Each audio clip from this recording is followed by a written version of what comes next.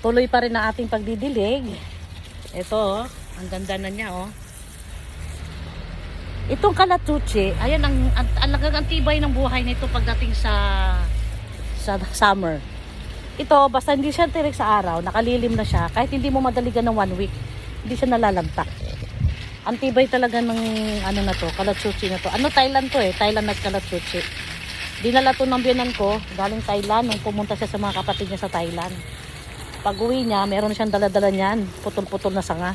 Nabuhay naman niya. Sus, kawawa naman itong halaman ko, oh. Tingnan nyo, oh. Sus ko, tuyot na, nahulog pa. Ito talagang langgam na to, eh. Walang magawa sa buhay, kundi mangagat. Yan. Pero ito naman, nagsusurvive naman to. Kahit natutuyot sila, nabubuhay pa rin after summer. Inaabot naman sila ng tagulan. Yan. Kaya ito talaga dapat kasi araw-araw talaga nadidiligan, eh. Kaso lang, siyempre hindi lang naman ito ang trabaho natin. Nanay, lola, diba? So, hanap buhay pa. Aray ko, may pumasok na antik sa ano ko, short ko. Putik talaga. Aray ko talaga.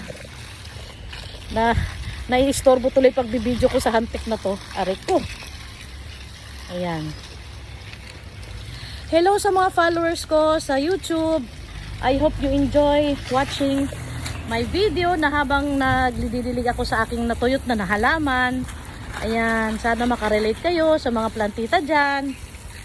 Ayan. So, ayan, oh, patuyot na rin. Pero ito, buti na lang ito siya. Naagapan ko. Putik talaga, oh. Umabot na dito sa taas. Yung langgam, pumasok sa short ko. Putik na yan. Please subscribe my YouTube channel, Jen Umpauco. Please, abangan nyo po ang aking araw-araw na i-upload sa video, sa araw-araw na ganap ng aking buhay.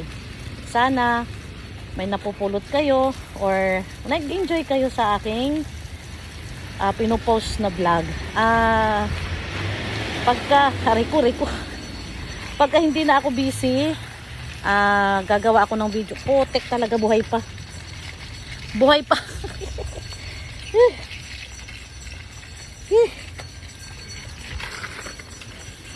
Ayan. Ayan guys, oh. Kawawa yung aking halaman. Ay, ayan. Ay, tuyot na tuyot, oh.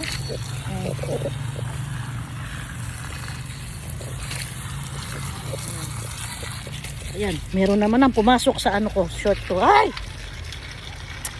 Ang kulit ng mga langgam talaga. Ayan. Oh, tuyot na tuyot sila, oh.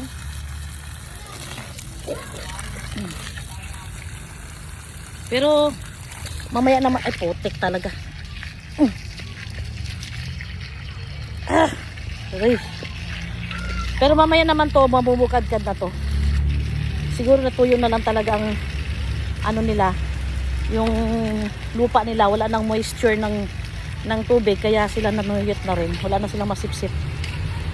Uhaw na sila. Ang kulit naman tong langgam na to. Ang kulit. Tinanggal ko na nga. Dito. Yan. Ito yung rubber tree na, ay bakit parang namatay siya? Ito yung rubber tree na tinanggalan ko ng markot kasi nagmarkot ako niyan before. Ayan, o. Minarkot ko. Bakit para siyang namatay? Ano kayang nilagay dito? Aray ko. Meron pa rin sa ano ko, meron pa rin sa short ko. Aray ko. May natanggal na akong isa, may pumapasok naman. Ay, nako talaga itong mga langgam. Yan. Pag sinipag ako, aanuhin ko ng ano to, umaga. Dapat sa umaga ko to nililinis yan. Yan. Yan. Kasi pag hapon na nakakatamad na. At saka pag hapon kasi masyadong mainit na. Pero mamaya, aray. Ayan na naman.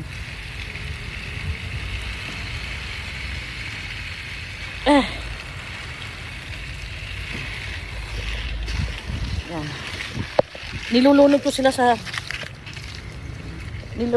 sa tubig para pag matagal-tagal ako hindi makadilig, at least yung moisture ng tubig sa lupa nila matagal. Yan. Yan, lipat na tayo. Yan.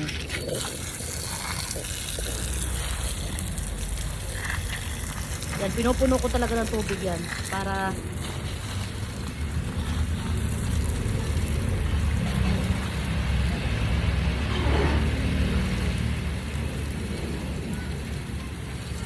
kasi kahit hindi sila nasisinagan dito ng araw, hindi sila nakatapat sa araw, yung yung mist, yung hangin, yung simoy ng hangin mas mainit, kaya mas madali silang matuyot. Yan, so hanggang dito lang muna, lilipat ako, hihilahin ko yung hose. Okay? Bye! See you!